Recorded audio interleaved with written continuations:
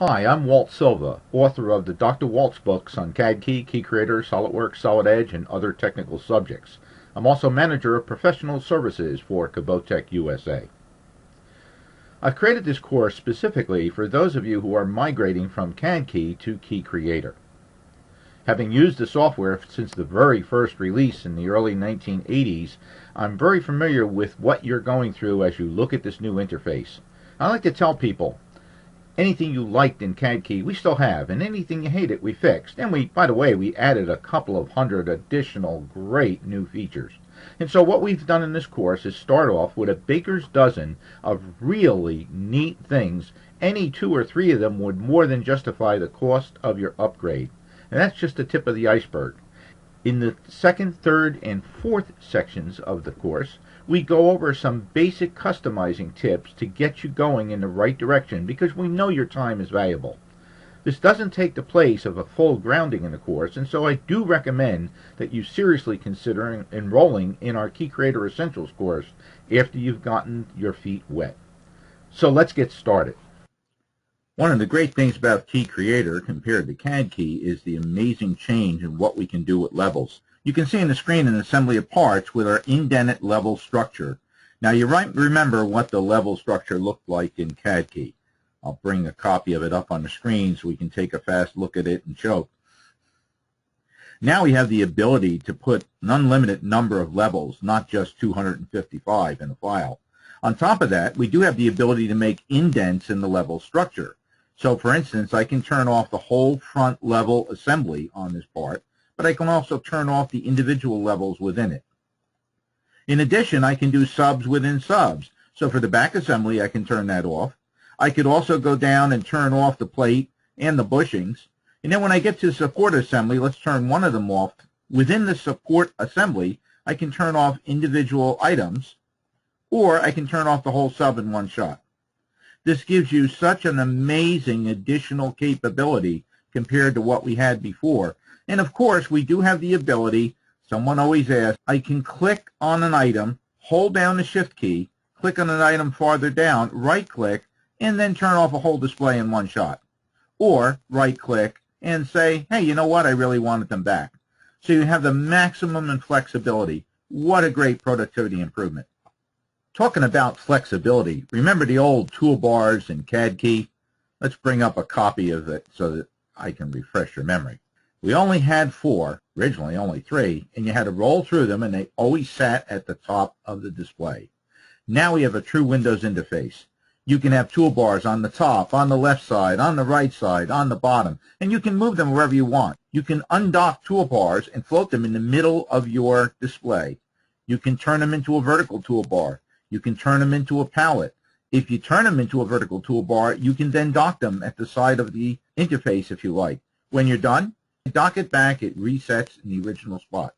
We also have a history bar, which allows us to pick up whatever the last icon is that we use.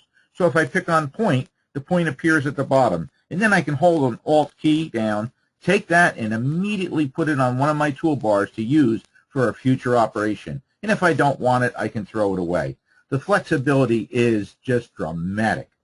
Furthermore, when I'm done, I can save the layout of my entire screen, where the palettes are, where the toolbars are, the conversation bar, just by clicking on File, Workspaces, Save Workspace As.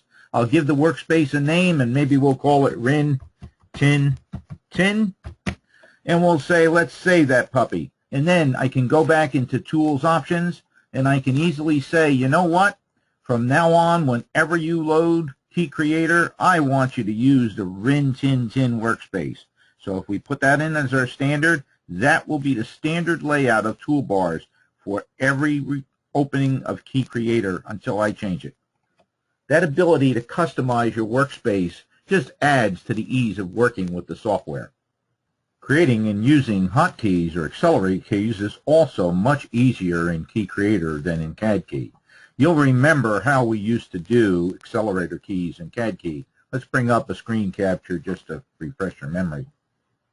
We now have the ability to click on Tools, Customize, and immediately go to Commands. And rather than sort through a linear list of hundreds and hundreds of keys, we can literally very quickly go down to a particular category, let's say create, instantly within create, go to a particular menu, say the circles menu, and then pick an option, and then right there you can assign the hotkey that you want or the mouse key. Once you do that, you've got those keys assigned to a hotkey set. In addition, for those of you who are familiar with the old CK-DOS set, and quite a few of us power modelers still use it in some form or another, remember that you can go to Tools Options when you set up your new seat of KeyCreator. You can go into the keyboard set, and you can load by dragging down the old CADKEY_classic keyboard.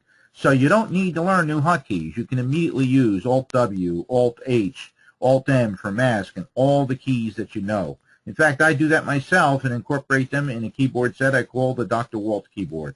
If you pick a keyboard that you like, for instance, if we pick the CADKEY_classic, we can open that up, and that will immediately become the default keyboard in your new system. And then what you would want to do is immediately save that and give it a name. And let's say your name is Rin Tin Tin. You're going to have the Rin Tin Tin keyboard instead of the CADKEY_classic. Right at this moment, it will be identical to the CADKEY Classic, but you can then modify or add whatever keys you want. You simply need to click on OK, and that will be the ruling keyboard in your new seat of KeyCreator. We've got a great additional option in KeyCreator that did not exist in CADKEY, and that's called our template file system. So you can start with a brand new file, and you can create your own starting template file. It's really easy to do.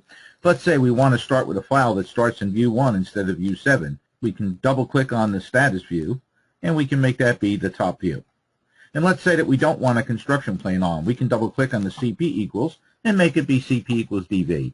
We can also go into the properties for the file, and we can look at the display colors. The reason why the background in this file is a gradient is because these are two different colors. We could certainly say, hey, we don't want to do that. What we would like to do is work maybe on this gray background, and we also want to have this gray background.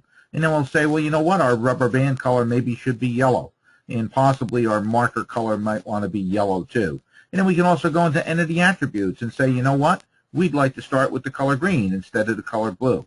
And we might want to add an additional color. Maybe we might want a bright orange because there's not one in the palette set. So if we do all those things and say OK, we now have a new default template. And we can just click on File, and we can do a Save As. And rather calling it a design file, we can call it a template file. And if we call it a template file, we can place it in the KeyCreator CKT folder. And we'll call this the Rin Tin Tin template. Then we'll just click on Save. Once we do that, at any time we can click on File, New by Template, choose a template. And if we go down and choose the Rin Tin Tin template, then we are going to get that default template with the different colors, the different starting view, different starting construction plane, and the different gradient background. If we want to always have that as our starting template, we can just click on Tools and then on Options. And in the Miscellaneous folder, we can go in and say, hey, you know what? Instead of the default template that came with KeyCreator, let's load up that Rin Tin Tin template that we created. Now if we do that and click on OK, whenever we do File New, we're automatically going to wind up with our own custom template.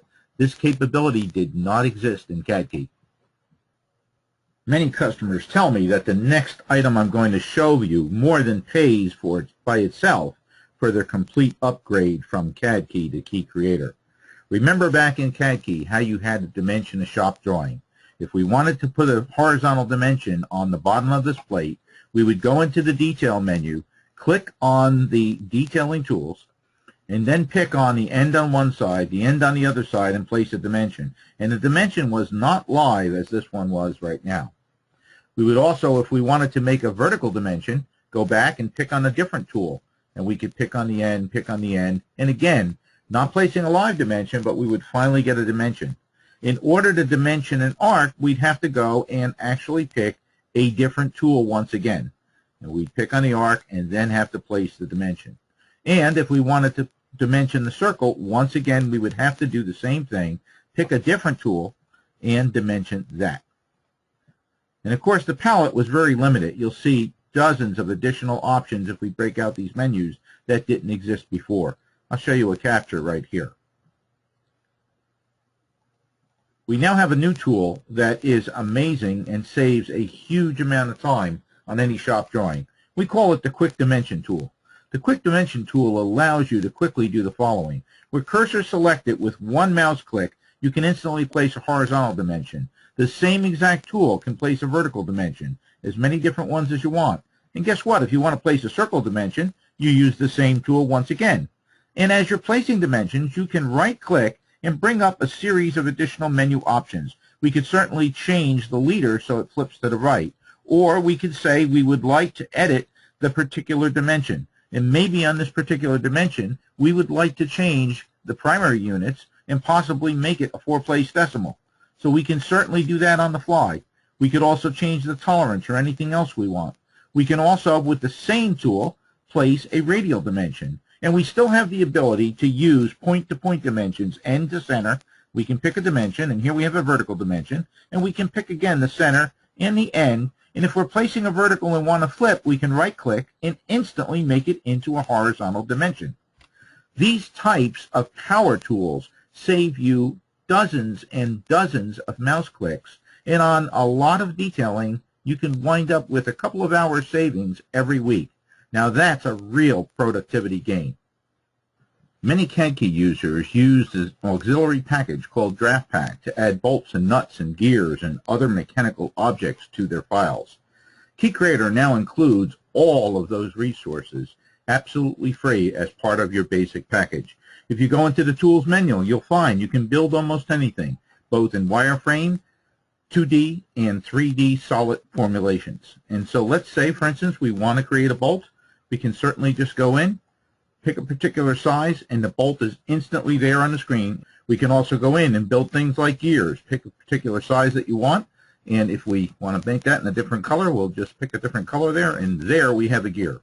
You also have the ability to go in and create items such as springs. We can make a spring of almost any particular size that we want, both square cross-section and round cross-section. We can also square the ends, and we can then place the spring also on the screen. We also have the ability to create mechanical features, and the features can be automatically subtracted from blocks. So if we had a simple block on the screen, and let's say we're going to make that block 1 inch by 4 inches by 6, and we'll place that right here. We can certainly go in and say what we would like to do is create a feature. Let's make it a counterbore. And we'll make the counterbore for a 1/4 inch screw. We'll say OK. And we'd like to subtract it from this solid. So the solid we're going to subtract it from. Notice the feature is automatically oriented with the construction plane. We can then pick something like our 2-pause option, which allows us to automatically place something at the center of the block. And we now have a counterbore. That counterbore will now appear in an associated shop drawing. In addition, all of the other power detailing tools that you had in Draft Pack are also available. You can do very, very complex geometric tolerancing. You also have the ability to apply weld notes to your drawings. You also have the ability to do finish notes. And of course, all of the other annotations that were available as part of that powerful additional package.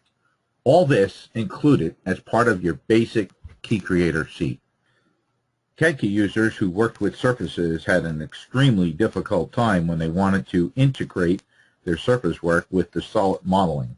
Because the surfaces were developed in a separate basis, the faster surfaces had to be adjusted in order to be used in the ACES-based solid modeling area. That's no longer the case. The surfaces and solids are integrated in one basic package, and so your surface tools exist right alongside of your solid tools. There's no exporting, no importing to do, and you can instantly work back and forth between a surface model and a solid model, and in fact take the surface model and instantly create a solid out of it. This is a world of difference from what you were faced with in the old CADKEY environment. Another dramatic difference between KeyCreator and CADKEY is the ability to recognize features and patterns of features in almost any part model that you work on. Let's take a look at this flange sitting on the screen. All the things I'm going to show you right now were only distant dreams back in the days of CADKEY. If we want it, we could take the faces on the front of this counter bore and very, very quickly simply move in and say, let's remove a feature here and a feature here, and the software will automatically rebuild to a smooth hole. Now we have simple smooth holes around the perimeter of the flange, and of course we could go in and use our powerful Edit Hole tool, select one of these holes, and instantly have a set of features brought up that we could then use to change the hole to a different type, a counterbore, countersink, whatever. But more interestingly, this same flange and this part happens to be a part that was imported from another CAD package. We don't need the feature tree from the other package. We can just pick on pattern, instantly identify all of the holes in the pattern, and then say, hey, let's make them counterbores, and just say which side we want the counterbore to be on, and instantly the flange will update on the fly. That ability to recognize patterns extends to all of the other tools used in the software.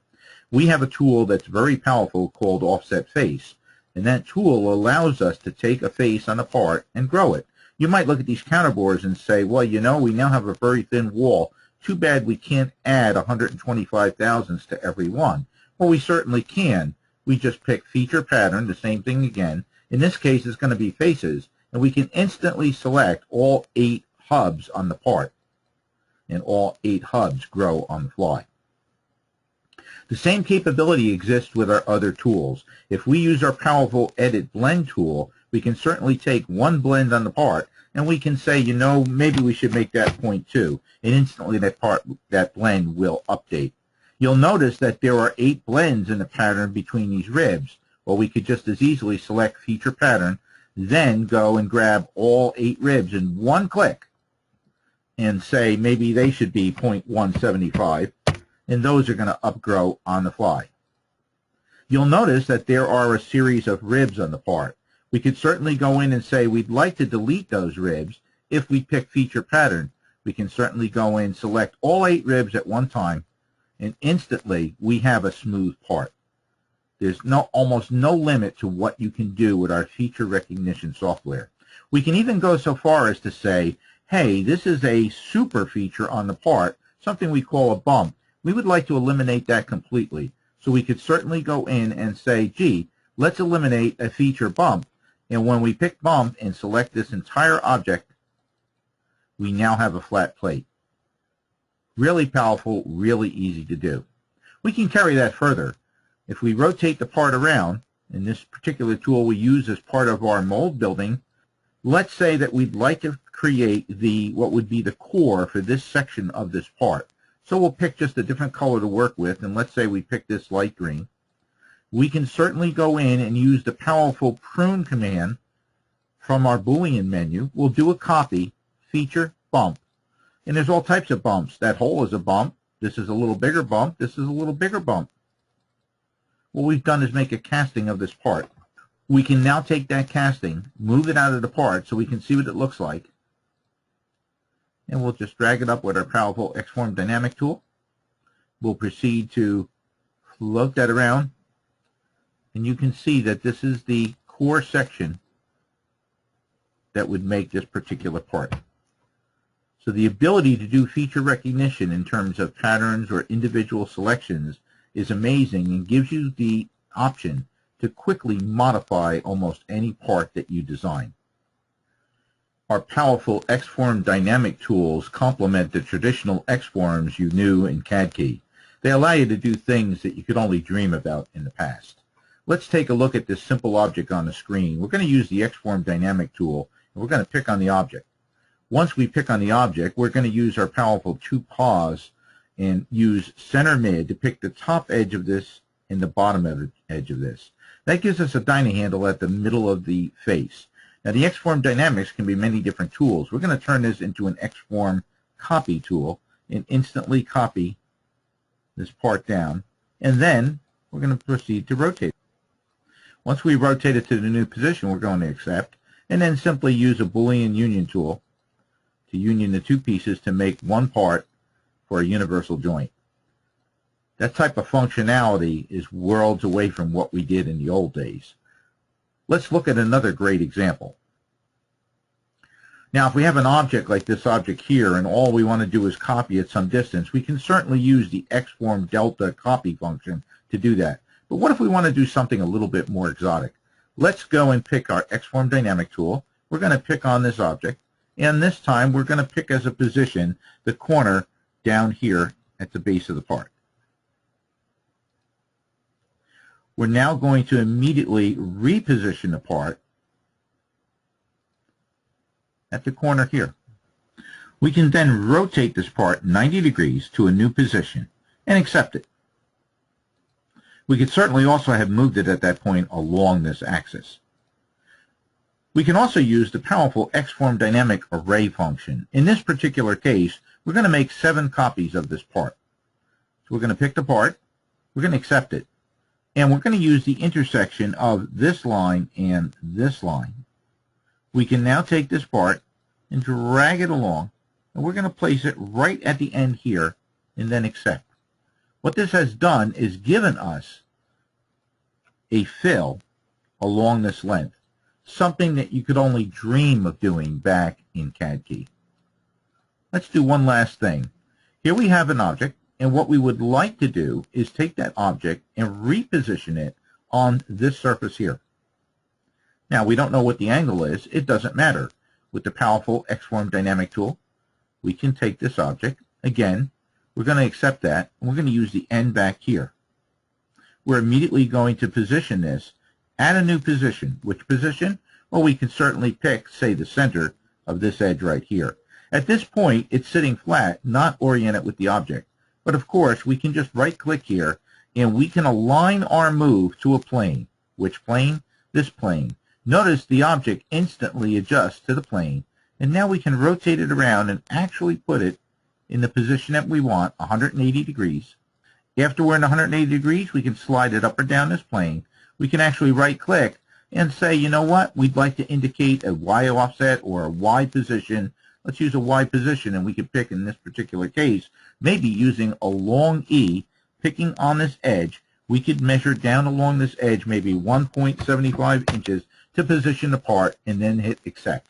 And if we were to go into view 2, you'll see that there is a perfect alignment of the part with the sloped surface. Again, another powerful tool available with our xform dynamic functions. The dynamic face and dimension-driven editing tools are equally dramatic.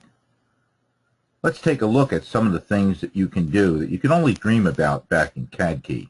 Let's pick on the dynamic face tool, and of course we can pick any face on an object, and immediately a dyna handle appears. And if we right-click on this vector, we'll see that we can use either an xform or an offset position, and we can move to a new position. And as we're moving, we have several different options. For instance, we could say we would like to indicate a Z offset that's maybe -1 inch longer than the position that the face was at originally. Or what we could do instead is say, hey, you know what? Let's take this face, and we'd like to move it along. And in this particular case, we're going to indicate a Z position. And we're literally going to pick the end of this slot. So now that's even with the slot, and we could accept there. We also have the ability to add faces during a move. So we could say, let's pick this face, and let's pick this face here. And now what will happen is, as we move the slot, it maintains the same width. The two faces move along with each other. We could also say, hey, let's pick this face here. And then let's add an inverse, and let's pick the face that opposes it.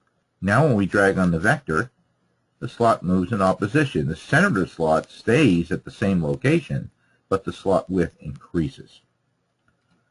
We also have the ability to do many other things. If we pick a face, for instance, like this face, and we add this face to it, we could now say, let's also add this face. And so if we were to drive this along, we'd wind up with a xform move on the faces to a new position. We also have the possibility, though, to do this. We could pick these 3 faces, or we could have picked them using smooth, and we could say, let's accept that.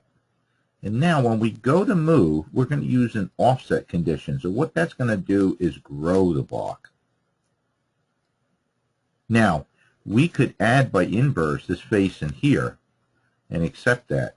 And then with the offset, as we grow the block, the hole would grow along with it. So the variations and possibilities are literally just endless. We can also use the dynamic face tool, pick on a face like this, and then reposition the dyna handle. We're going to take the yellow sphere that sits at the origin of the dyna handle, and we're going to reposition it down at the end here. Now that gives us a pivot point, and we can rotate this face. We can either accept a 5-degree increment angle, or we can right-click and say, you know what, I would like that angle to be 27 degrees and accept it, and then we would have a brand new position. So the possibilities are endless. Let's look at another powerful tool, the dimension-driven editing tool. The dimension-driven editing tool gives you the ability to modify a part based on dimensions. So for instance, we could take and say what we would like to do is pull a dimension off of this slot right here. And if we do that at a later date, if we go back and say, let's edit this dimension, and we say, let's make that be 8 inches. Now what's going to happen, because I picked on the dimension text, the addition is split between the left and right sides of the block. If instead I were to pick on this arrow here and pick 8, all of the addition would be added to the right-hand side. I could also have picked on this arrow, accepted that, and then added in addition this face here, and now said 8 inches. And so what would happen, all the addition would be added to the right side of the block, and this face would be moved. So this gives us the ability to very, very quickly drive a part based on dimensions as opposed to picking on a face and driving a vector.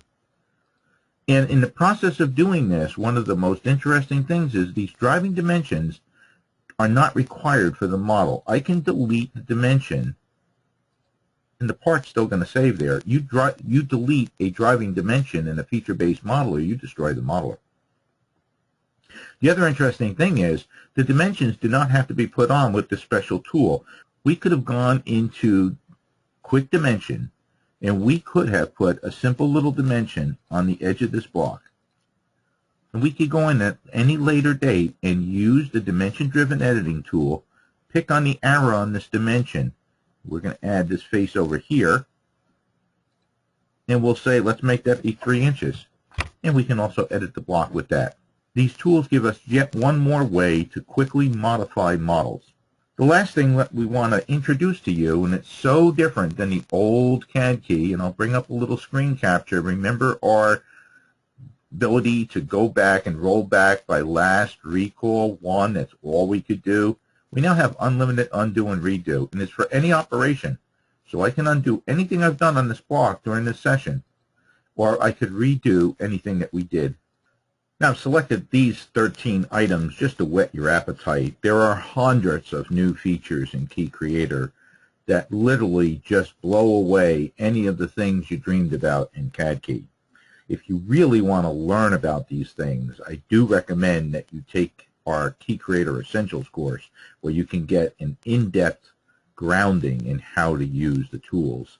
In the next few sections in this mini course, we're going to go over some basic things in terms of getting you started and customizing the interface so you can hit the ground running.